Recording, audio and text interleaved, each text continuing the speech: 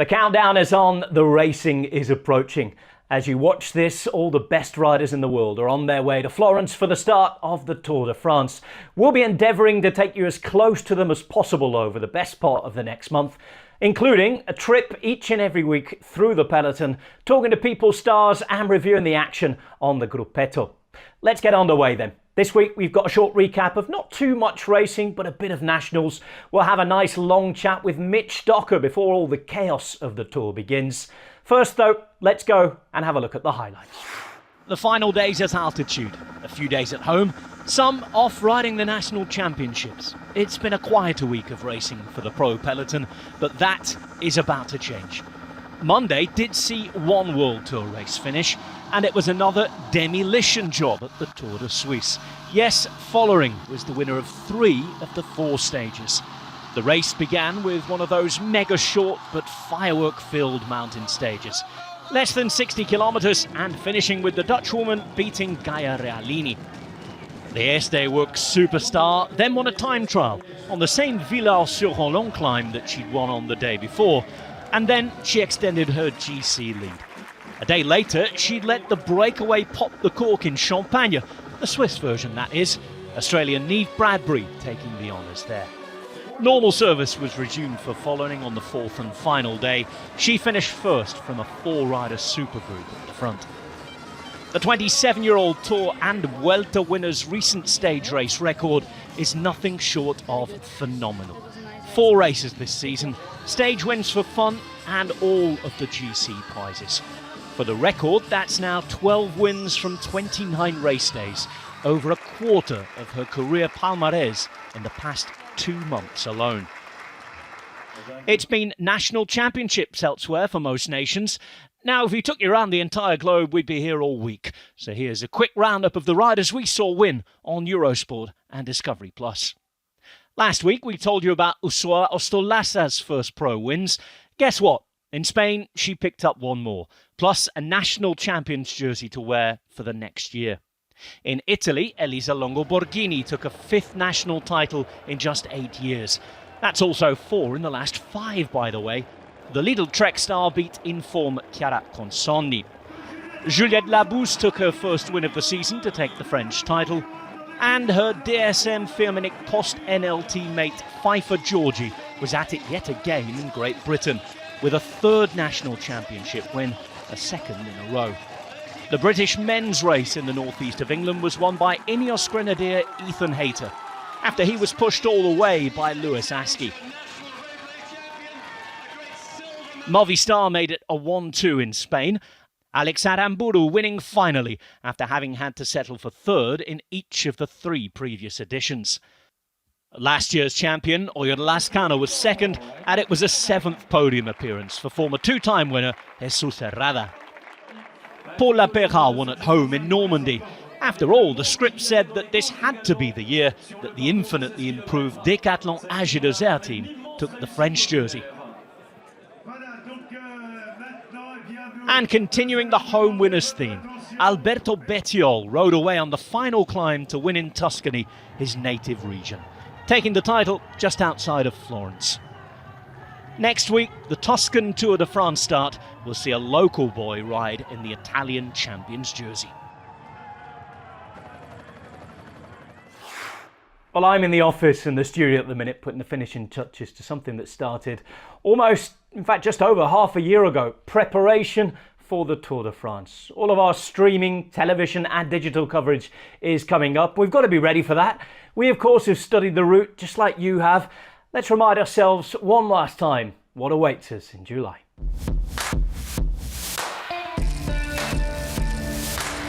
Well, the race will roll out of the Renaissance city of Florence on Saturday. It's the 26th foreign start, but perhaps surprisingly, just the first from Italy. Florence to Nice through Italy, San Marino, Monaco, and of course France. Not a typical clockwise or anti-clockwise loop, more of a journey to the Alps via the Apennines, the Pyrenees, with a quick excursion into the Massif Central, and then a return to the Alps, a very exciting one at that. Looking at the map, it's an atypical tour, isn't it? Not structured in the habitual way, not exactly what we've come to expect. It's the first time that there won't be a finish in Paris, for example. The start is mightily hard, and that sets the tone for the rest of the race. Almost 4,000 metres of climbing on day one as the race crosses to Emilia-Romagna, then a finish in its gastronomic jewel of a city, Bologna. The famous San Luca climb sees a meaty menu on stage 2. The first of possibly 8 chances for the sprinters comes in Turin the following day, before entry to France and a trip to the Galibier. Never ever has the Tour de France climbed so high so early in the race. The first of 2 time trials takes place around the vineyards of Burgundy before week 1 ends in the Champagne region. Riders will be hoping that it's the corks and not the tyres that will be popping over very difficult sectors of gravel, 14 of them in total. The Restay-en-Orléans is the closest that the riders will get to Paris this year, the French capital preparing itself for the Olympic Games, which is coming hot on the heels of the Tour, of course. After crosswind opportunities, the next tough hilly test comes in the Massif Central. If it hasn't quite come alive by this point, it certainly will here. Then it's all about the final week. 1 sprint opportunity, 4 mountain stages and a final time trial packed with climbing. Among the many mountains, the race will touch the sky at 2,800 metres above sea level, that on stage 19. It's no coincidence that with the concentration of final few stages in the southeast of France and the close reconnaissance opportunities, a lot of teams have had their June altitude camps up at Isola 2000 or in Tignes. Now, habitual Paris-Nice climbs, Tourigny and Couillol are the final road ascents taken on, but the last day sees the favourites have to rely on legs. Monaco to Nice, against the clock, with climbs including Aise. It's the race of truth in its most authentic form. You can't get truer than a test of legs at the end of a gruelling 3 weeks. So who's there then? The GC favourites, of course, the Big Four as they've been known recently. There's the likes of Vingegaard, 2-time defending champion. He's made it. His former teammate Roglic is there as well. Evenepoel makes his debut. And how could we forget Pogačar, who's hoping to be the first man to do the Giro Tour double in a quarter of a century. However, there's lots of potential stars starting on a secondary step too, aiming to shock and surprise their way to the top. Cavendish is there for the sprint, streaming of number 35, but he will have a lot of competition, including Philipsen, who took the green jersey. Also there too in the sprints, Pedersen, Bennett, and new Belgian champion, De Lee. Plus the stage hunting stars such as Van der Poel, Van Aert, Matthews, Mohoric will all be there to make it entertaining every day as well.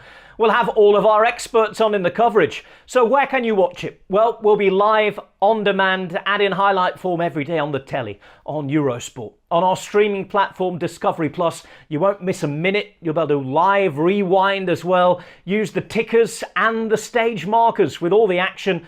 If you see a crash, or an attack, or a win, you'll be able to rewind to it and press the markers. You'll be able to see what you want, when you want. Afterwards too, we'll have the short highlights. Each and every evening they'll be up, soon after the stage. That's on our @Eurosport Cycling YouTube channel. Make sure you subscribe and let us know below in the comments what you'd like to see from us at the Gruppetto too. Every Monday there will be a show throughout this Tour de France.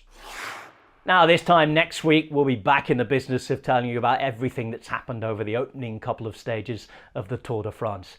It gets busy, doesn't it? So much going on, so much content to watch as well. So we thought we'd have a quieter one this week. Now we've seen the route, now we've seen the recap, we'll park the Tour for the moment.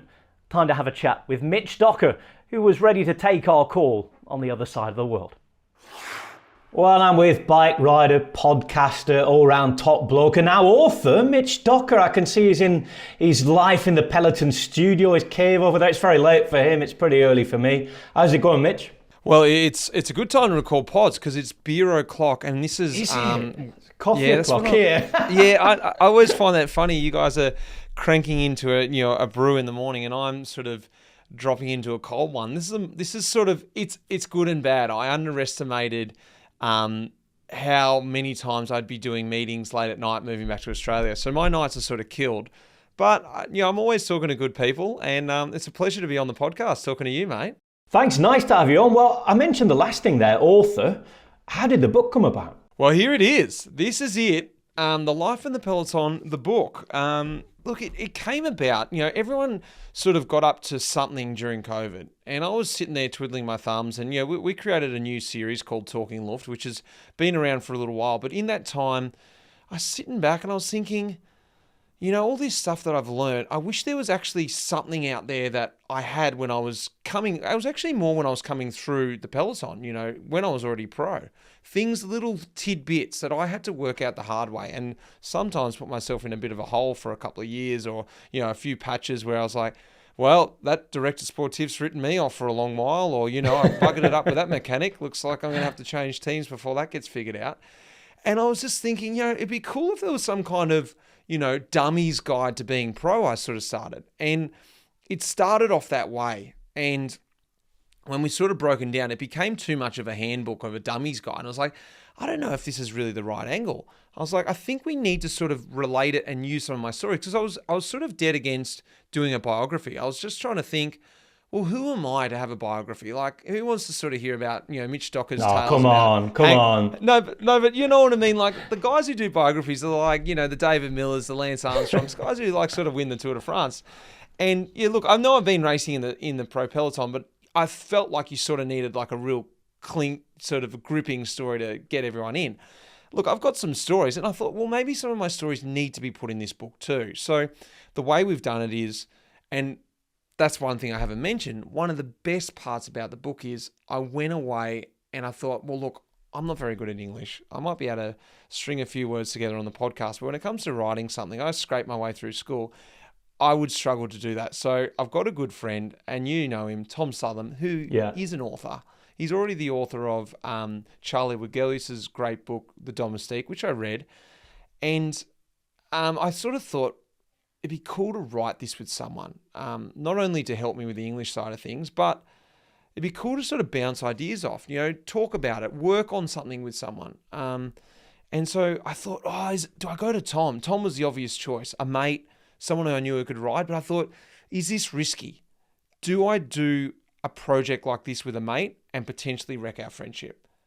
The complete opposite thing happened. We got better friends from it because, well, from my side anyway, maybe Tom's got a different story, because, we just got a lot more time to spend together. You know how things go these days. You're doing one thing and another, and you don't end up speaking to your mates for weeks on end. Well, Southern and I, we had to talk so much the last 3 years about this bloody book. We enjoyed a laugh over it. We enjoyed way too many cold beers about it.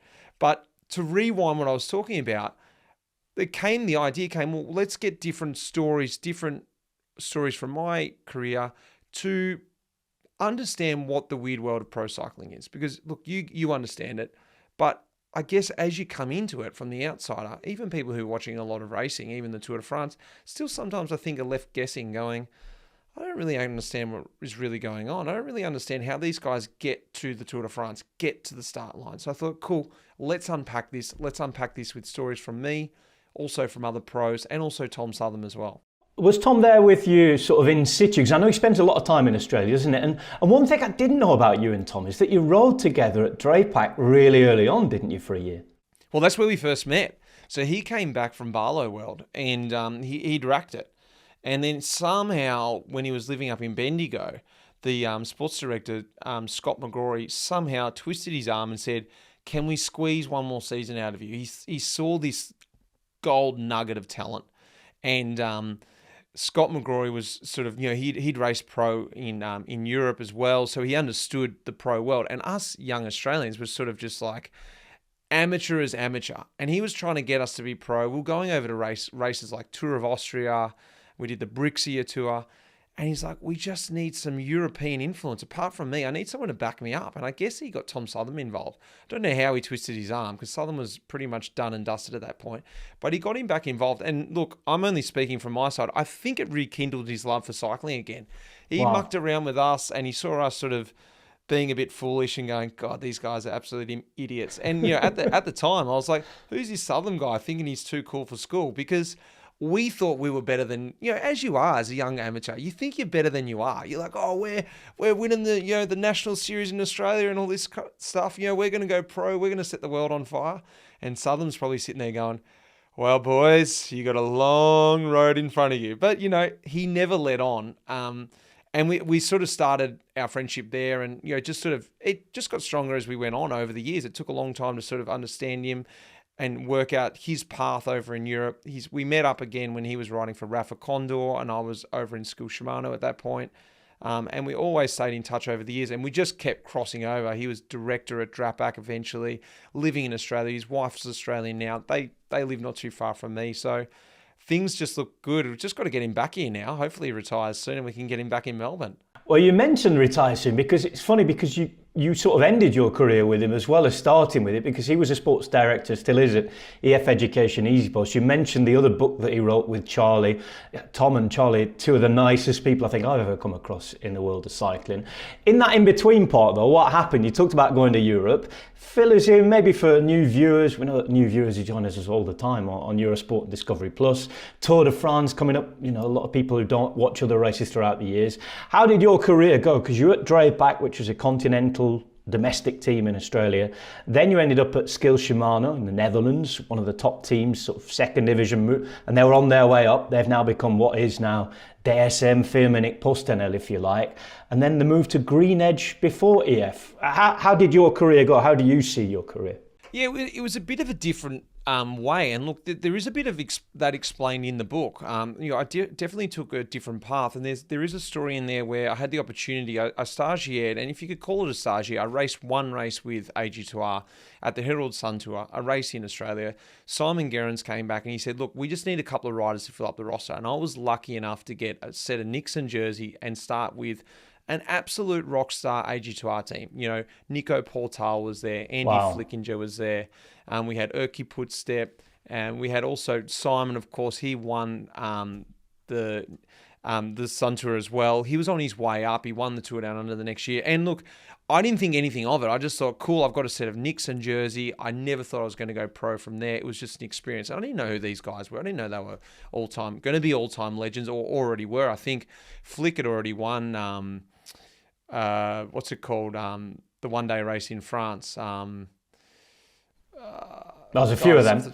The big one at the end of the year, right before Paris Hamburg, around Hamburg time. Plouay. He'd already won Plouay, I think, at that point. And anyway, I rolled away from that. I had an amazing Sun Tour. I ended up finishing top 10 working for Simon Gerrans. And, I even think back on those times. I'm like, how was I even able to do that stuff? But, I think back as a young rider, and I love seeing young riders come into the peloton because they don't have a ceiling yet on their own ability. It's just endless. Just do what you want. And, sometimes towards the end of your career, being experienced and knowing how the peloton works and knowing how you work is a great thing. You know how to get through hard moments. You know how to, reserve and, preserve and get through a Grand Tour and get through a whole season pretty much. But also that holds you back in a lot of ways. You also go, well, you know what? That breaks 30 seconds up the road. I'm not going to try and jump across to that because I know I'm not going to get there. I've tried that, 5 times before, blah, blah, blah. You don't even think. It's just instinct now. As a young guy, you're like, sweet, I'll just jump. I'll just go into the wind. I'll just throw caution to the wind and see what happens. And I think that's what was happening back in those days, in the Sun Tour at least. I was just throwing caution to the wind. I was racing till I was dead and I was doing amazing things. And, Simon, I haven't heard his exact theory about this, but he went back to Europe and he gave me a call from Europe. He said, hey, Mitch, look, I've got you a start in one of the amateur teams that I came through in France, and I'd love you to come across and let's go. This is the pathway. Had you been abroad before then? I hadn't. I was in Drapac, and Drapac was at that point, maybe it wasn't even continental. It was continental maybe, but it was just very very, very basic. It was in the very early phases. We might have even had 5 or 6 riders, and we were just sort of grouping together with this long-term plan of what it became. And look, and the whole idea of Drapac was, just very quickly, it was about education. Michael Drapac, who created the program, was, we want you guys to finish your schooling. We want you guys to go to university. We want you to get an education. And at the same time, we'll support you financially and take that pressure away so you can ride when you get time in your uni breaks, after uni, after school. Put it full in. But when you're at school, 100% back at school. And great theory, very hard to do. But I fully embraced it. I loved it because at that very time when Simon was calling me, I was just starting university, and I was actually loving life, university life. I was like, how cool is this? I can go to uni, I could go to my lecture, I could break out with the boys at lunch, go and have a few pots, come back in and finish the rest of my lecture, and then go home and do training in the afternoon. It was sort of that freedom I really needed after schooling to sort of find out who I was. So, look, when this offer came from Simon, much to his surprise, I was sort of like, I don't think I want to, mate. I think I've got my idea what I want to do. And he was probably literally hanging up the phone going, who does this guy think he is? Like, I've just presented him with the golden ticket. Not necessarily, the road to be, not necessarily the ticket to go pro, but a really good road.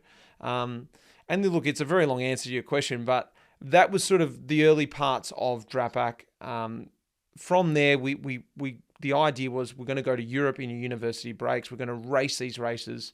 And I did allude to our first trip to Europe. We came across as very green, and we did Tour of Austria, Brixia Tour. We did, what else did we do? We did Halle and Gurium in Belgium.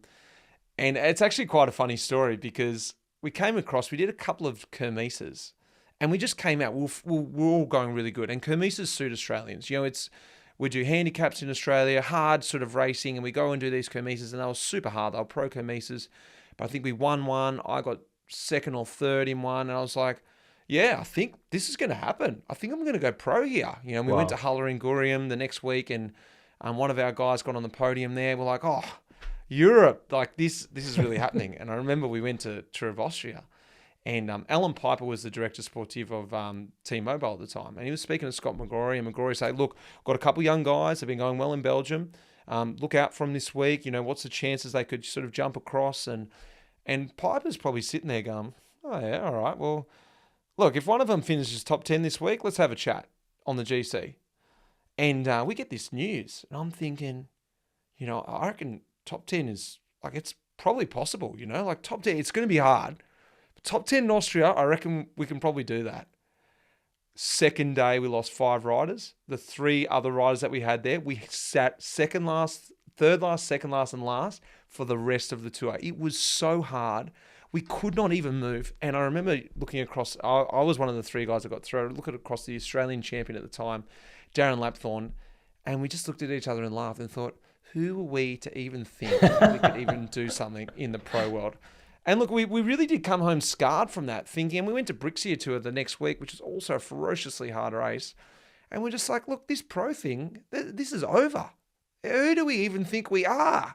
There is no way we can make it. Like, we can't even hang on to the wheel in front, let alone race with these guys week in, week out. So, look, that really was such a great experience because it really allowed me to come back and go, what I used to think was hard, throw that out the window. I've got a new level of hard and I need to push it. And I think it was just really what got the train going. Did that sort of provoke you to train more, live better, the sort of things that you're told to do? I guess once you got to the pro ranks and you got to Skill Shimano. Well, I think what happened there was I just had a new idea of where I wanted to go. And it actually really sort of put the gas into the fire. It was like, I actually really want to be there. It scared me and I don't know if I can be there, but I loved everything about it. We hung out with a bunch of Aussies at the back of Tour of Austria. And then when that stuff got hard, they moved to the front and we stayed back there. It was like Nick Gates and Matt White was there. And I don't think Robbie was there. Who else was there? Alan Davis maybe. And we just sort of, I was like, this is cool. These guys are cool. This looks so fun. And ultimately they pissed off when it got really hard and they actually raced the race. But, these are back in the times when you used to be able to sit at the back and the directors weren't buzzing down your ear. But I really got if I didn't already have the bug, I really got the bug, like, I really want to be there. And how am I going to get there? And I started to formulate this plan of, it was a bit subconscious. I think it wasn't like, oh yeah, that's what I need to do here, there, and everywhere. But I knew that I need to perform when I'm in Europe. So the next year when we went back, I really made sure I was in the best possible shape because it didn't matter what I did in Australia. I realized that really quickly. If I won, the Fred Ike Open down the road in Creswick or, the Rob Vernon Handicap up in Bendigo. They're great races here, but no one cares in Europe. And I thought, I need to do something when I'm in Europe. So the next year when I went back, I really made my mark. And luckily I caught the sort of the eye of a director from Skill Shimano, Rudy Kemner, who used to be a pro as well. And with the help of my team, really sort of pushing my name towards him. And look, I really didn't set the world on fire. I think it was just that consistent result, always having my name in the mix. So you just went, you know what, we'll give this bloody young Aussie a go. And luckily for me, I sort of got that ticket and sort of just kept evolving I think that's the key in pro cycling. You've just got to continually evolve. As you come into a team, you're one person. Look, unless you're a superstar like Pogacar, when you're sort of the rest of us, you've got to continually evolve and understand what your team needs in a team. You know, obviously you can't just become a Grand Tour rider the next day, but I mean, you know, I came in as a sort of a sprinter, and, you know, then I had to evolve to a lead out man, into a classics man, into a road captain, into, you know, you sort of can evolve as much as you can and just realize, holy hell, there's someone else that can do that better in my team. I better find another job that needs doing really fast, really quick, because otherwise the team's not going to need me anymore. So that was sort of my career in a nutshell, understanding what was needed from me, what I could do, and trying to keep myself motivated every year. How can I be better? How can I be more useful to this team? How can I stay in the peloton? You did stay in the peloton and you went on to form part of the first big international Aussie team. How was that experience? Green Edge beginning, you being there and staying there, you know, quite a while for certainly the first very successful years of the project. It was super exciting. You know, Skill Shimano was a real baptism of fire, and only looking back, I realized it was the perfect thing for me. At the time, it was very harsh in the very rigid Dutch way, but that set me up for a long career. And I, you know, no one's ever going to take that path and go to a pro continental team if they've got the choice of a World Tour team. I didn't have that choice, but it was perfect. By the time I came to Green Edge, I was ready for that next step. I'd sort of done my first couple of years or 3 years in Europe, learning all those hard things, setting up all the logistics. So when I came to Green Edge, it was like, cool, we're at the next level. And the biggest thing I noticed was coming to Green Edge, and this was definitely no disrespect to Skill Shimano, but Skill Shimano was a team about taking opportunities, and getting in the break was a big focus for us. And I became very good at getting in the breakaway, and that was a big success. And we try to have guys in sprints and go for small results when we could. I always remember the first meeting when I came into Green Edge, and whatever race it was, I can't remember exactly, but it reminds in my head, it was like, all right, we're going to do this. We're going to set this guy up here at the start. We're going to block this, and then we're going to do this for the win. And someone, Mitch, you're going to do this and lead Gossi out here. And I was like, so who's jumping for the break? Like, what's happening with the breakaway? They're like, what are you even talking about? We're winning this race today. I was like, oh, right, we're going for the win. And that was sort of a meeting that we'd never really had in Skill Shimano. It was just like this whole focus on, this is what we're doing to win the race. Who cares about the breakaway? Like, they're just for the, not for the losers, but you know what I mean? They're for the teams that need that. But we're here to win, and this is what we're doing for that. And it was just like a switch in my mind. I'm in the big leagues now. I'm wearing a jersey that's a World Tour jersey. And I really noticed it too in the bunch.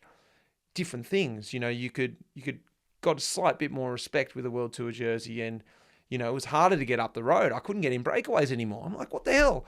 Let me go up the road. Maybe I wasn't that good at getting in breakaways in Skill Shimano. Maybe it was the jersey, you know, and little things like that. So I had to just, once again, step up. I got thrown this role of leading Alan Davis out in my first Grand Tour of the Vuelta A Espana, and I was like, I'm not ready for this, Neil Stevens. He was called me up. He goes, yeah, mate, you'll be right. I'm thinking, what the hell?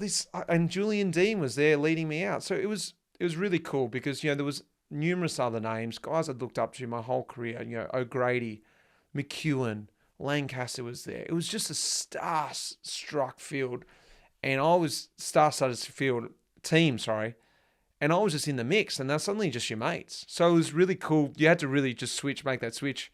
All right, these aren't sort of my idols anymore. These are just my mates. Don't put the signature book away. Incredible. And, you know, you were all successful right from the very start, really. You know, there were monument wins in the first few years. Of course, Goss down at San Remo, you had Gerrans winning as well in Liège and places like that. Grand Tour successful. Team time trialing was a big thing for you guys as well. Remember, it seemed like every year at the Giro you used to turn up for the first few stages and not quite dominate, but certainly be one of the main teams. And then it continued on until you then left for EF Education Easy Post. How did that transfer come about? Well, I think the team eventually evolved, and they made room for new riders in the classics team. I was a big part of the classics. The classics are pretty much my career. It's something I really loved, even though I aspired for to good be and one bad. of I guess you should remind the viewers as well, because there's that shocking crash. I'm sure you get reminded of it far more often than you would like, but because it forms a big part of how we on this side, watching on the telly, see your story. There was that shocking crash in Roubaix as well, wasn't there? Exactly. A race that I love and, pretty much speak about every other day. And it's weird that was probably the turning point for me in my career. Sort of midway through my career, there comes a point in, I think, everyone's career where you are sort of coasting in a way. You've got your program, you know how it works, the ebbs and flow of the season. You're still pushing hard, don't get me wrong. You can't just coast through, but you never sort of striving like I said to you before, like a young guy. Pushing the boundaries, pushing the ceiling. You sort of know what you can do. And this crash really shook me up physically, obviously, but it just sort of put me in the hospital bed and maybe sort of view things and go, all right, this has had a massive effect on you, sure, but look at all the other people around you that are supporting you. Family, friends, even just people I didn't know that well, and I saw it and I was like, well, who are you doing this for? What are you doing this for? Do you still want to do this? Is this just a job that you're doing? Because it's a hell of a lot of sacrifice. A lot of these people on the road for you as well. I had that moment there to go, all right, if I come back, I'm doing this. I'm really doing this for me. And, I had one more year left at Green Edge. I still had 6 months of that and one more. And I thought, okay, cool. I've got this contract. I really thought that was it. Let's just finish this out. Let's just go for it. Let's just, and it's an old saying, let's turn leave no stone unturned. Let's just seriously go for it. I changed coaches. Nothing wrong with my old coach, but I said, he wasn't listening. I'm like, I need a fresh start. I need to go hard. I need to literally every training ride feel like I'm giving it all. And it really just gave me a new perspective. And I felt like I just went in a new direction. And then the team change was perfect. There came at a time where, Green Edge actually weren't looking to renew me as well. They were trying to get Matteo Trent in. They were making room for better classics riders. I was like, oh, what am I going to do? And the EF contract came up really late. I was over in Quebec, sort of grasping for anything, but it was just perfect. When I came into the team, I had a conversation with Charlie Wegelius, and he was asking me questions I'd never been asked in Green Edge before. He was asking me about advice about training camps. What do you think we should do with these riders? How do you think we should approach these classics? And I'm thinking, what's he asking me for? I was like, hang on. I have been pro for about 10 years already. I'm like, well, maybe he's just asking a guy who's got experience. But because I'd been at Green Edge for so long, I think I was still viewed as one of those young guys.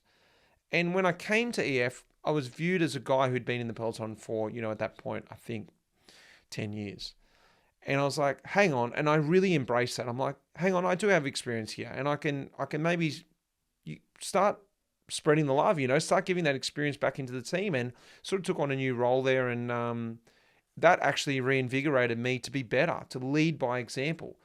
How can I be instructing these guys or telling guys where to be if I'm actually not there myself? If I'm getting dropped on the climbs and going, hey, who's following that break up the front there? We need to be in that. Where are you? Oh, I'm back in the in the sag wagon, just watching it from here. I need to be there too. I need to be the one following the break and going, hey guys, I'm up here. Where the hell are the rest of you?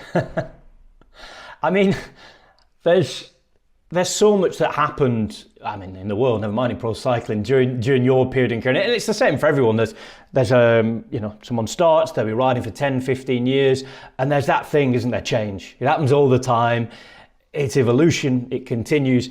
I guess from Charlie Wegelius' perspective, he wanted to know how it changed. So, from our perspective, how did pro cycling change for you during your time as pro? Well, probably, look, it was a very slow change until 2020.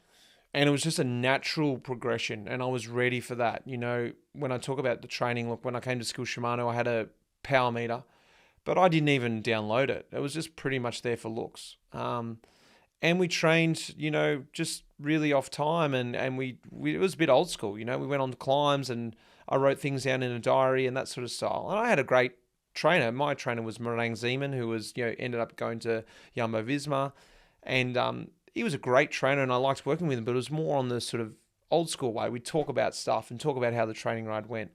And as things progressed at Green Edge, the training changed, and I try to move with the times, and I'm well and truly behind the times now. But I think the biggest change was 2020, coming back from COVID. And I've told this story a few times, but like everyone, in that time we got a chance to train and get ready for the first races. Strade Bianche was my first race. It was the first race back.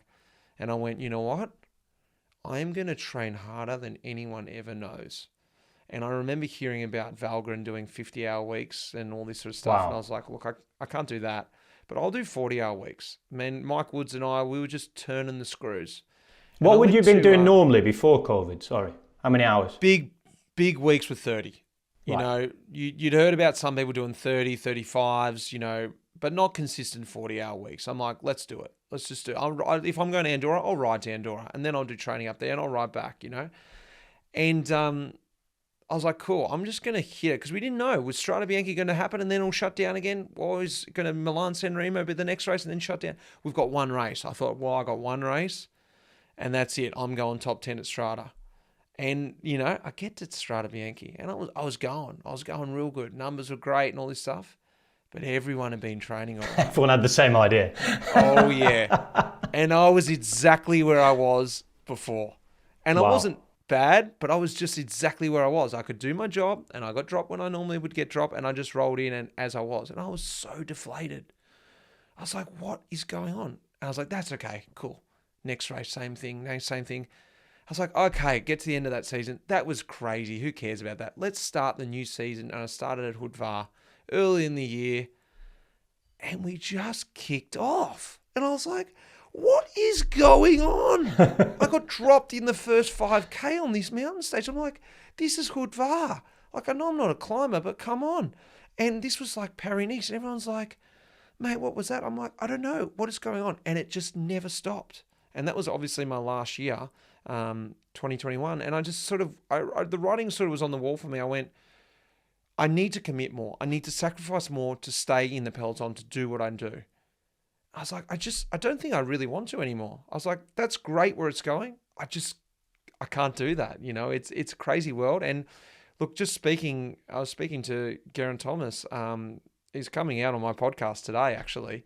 Oh, brilliant. That's the Life in the Peloton podcast that will be out by the time that everybody's watching this. Yes, exactly. Have a listen. And I said to him, you turned pro 2 years before me. You've gone on 3 years after me. How the hell are you dealing with it? And you're not just in the bunch like I was. You're at the front. And it's just, he said, look, it's changed from when you left a hell of a lot more. So I can't even imagine what's going on now. I think it's really intense out there. And these guys, they're really racing full gas. So you mentioned that first week back in 2020. I think it was one of the worst crashes we've seen in recent history in professional cycling there with Fabio Jakobsen. He, of course, reacted rather like you were saying, got ever better than before, took fantastic victories at the Tour de France. I mean, it's not the same for everyone, though. I mean, just if you can, open the window for us looking into what happens mentally, because it must be a strange place to be in. I mean, a horrific place to be in. Yeah, that's true. I never really thought about it. And I think obviously not everybody reacts the same way, do they? Not everybody's programmed to react the same way. No, and there definitely is. I definitely said to myself, look, there's a really good out for the peloton. Yeah, people might not understand this, but maybe this is not true for everyone. But I've sort of felt like I couldn't retire without a reason. Does that make sense? Yeah. Because I would have been a failure. And everyone would be like, oh, yeah, he couldn't hack it, didn't get re-signed. And, and I was like, and the crash was sort of like, it was like a weight was lifted off my shoulders. I'm like, oh, you can retire now if you want. No one will, you've got a reason. But then that also opened up the door to, hey, you've got a choice now. Which road do you want? And I sort of felt like I was on this train because I'd done so much to get to turn pro. And I was just trying to keep doing it because was I doing it for me anymore? I didn't really know. And this crash, and I think maybe this is also Fabian, he got the chance to sort of go, hey, you really get this really eye-opening thing, go, this is seriously dangerous, what you're doing. And it's not just, like I said, it's not just about you. So you make the choice. And if you do come back, do it for you. And it gives you this inner sort of motivation. You're doing it for no one else at that point because you decided in that hospital bed, I want to come back. And I don't know if that was the same for him. And if someone else told him, I don't think the motivation would be as strong. You will never do it as much as if it's not for you. And so that's the thing that one of those situations gives you.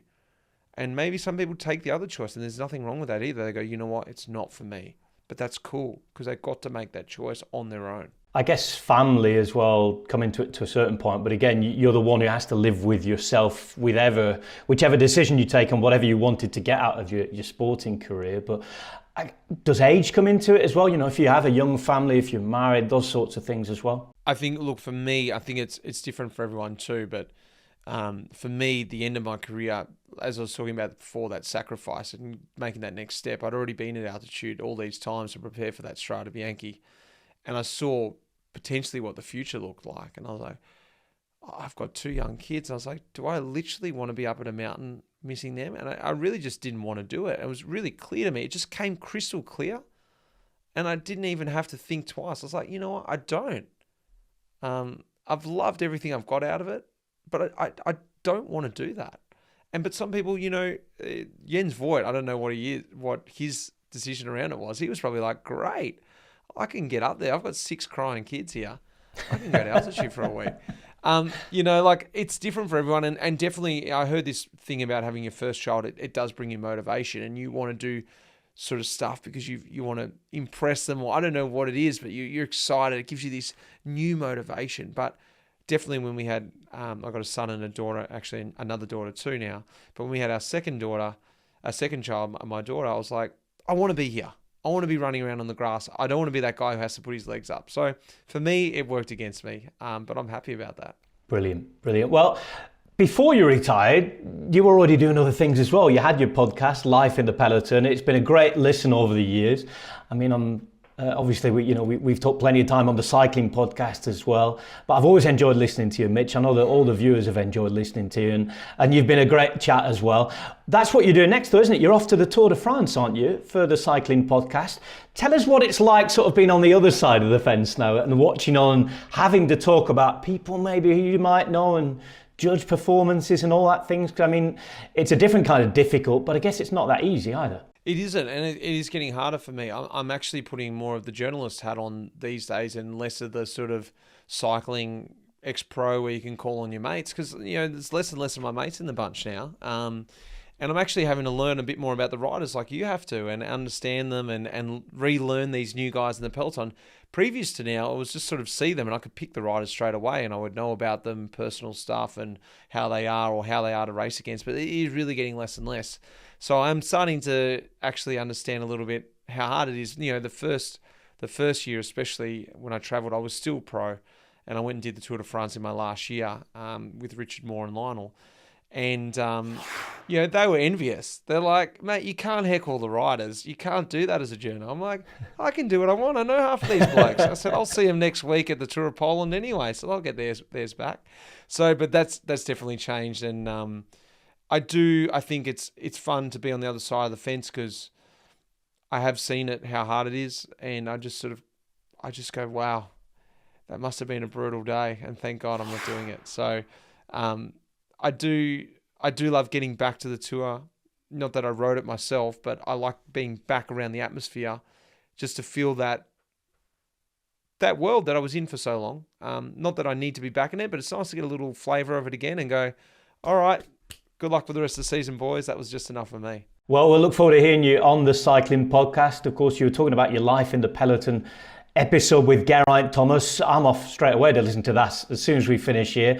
Just remind us, when is the book out and where can we get it, Mitch? Yeah, look, this is the book. If you're looking at it on video, it's in our colours. I do like the pink. It is being exclusively sold at map.cc. They're shipping all around the world. A lot of people have had trouble buying it, but they haven't been able to change. They haven't changed the store location. That's what we found has been the problem. So if you listen to this and you want to buy one, you go, hey, they're not shipping to the UK. Go up and change your store to UK. I made the issue the first time too. So get one. Go and read it. Watch while you're sitting there watching the tour, listen to Rob, commentate away, and you can flick through the book and have a laugh about me or learn a little bit more about the Peloton. There's just a few days to go until the start now. One more thing before we go. I want a prediction for the first stage, because we've all seen it on paper now. It's up and down, but you've got that little flat bit at the end. We're just a few days from that start now. What's going to happen on the opening day? It's a brutal day. Holy hell. It is. It's 3,800 meters of climbing. It's a lot. It's a lot. It's so hard. I can't believe that. Like, just looking at it. I think that descent, like, what about like a Mohoric or like even a Pidcock? I'm going to throw Pidcock out there for all the British viewers and listeners. I think the descent to the finish is going to suit him. 26k to go is the top of that climb. He can get over that kind of terrain as well. Yeah, I'm not going to go the Pog. I think that's too easy. I'm going to go Pidcock. But it could quite easily be a day where Pogačar ends, I guess, or starts again as he ended in Italy. You can tell I haven't rested from the Giro yet, with the yellow jersey instead of the pink. Anyway, Mitch, it's been an absolute pleasure talking to you. Really good luck with the book. I hope it goes really, really well. And we look to hearing from your podcasts at the Tour and how you see the race. Fascinating to hear from Mitch there. He's off to pack his bags and get to Europe for the Tour de France. We're already here, and you can join us. Saturday the 29th of June is when it all kicks off, and we really look forward to your company. How can you watch it? Well, Eurosport will be showing each and every stage live. You can see the race live and on demand on our streaming platform on Discovery Plus as well. And here, for any point, if you have to miss any of it, make sure you catch up on our @Eurosport Cycling YouTube channel. Go off and subscribe. That's down the bottom, just next to the comments. Leave us a comment, like, share and subscribe as well. Plus, you'll also get any extra comment and content that you might see from our stars of the breakaway. Yes, Orla and the gang will be back with a few little changes towards the Tour de France. In the commentary box, I'll be joined by the usual suspects. Sean Kelly will be alongside me. Carlton Kirby will be on the commentary alongside me too. We'll have some special guests as well, plus all the names and faces you're used to seeing on the breakaway. That's it then. Enjoy your last few tour-free, quieter, cycling less days. We cannot wait for it to start, and we'll see you in Florence on Saturday.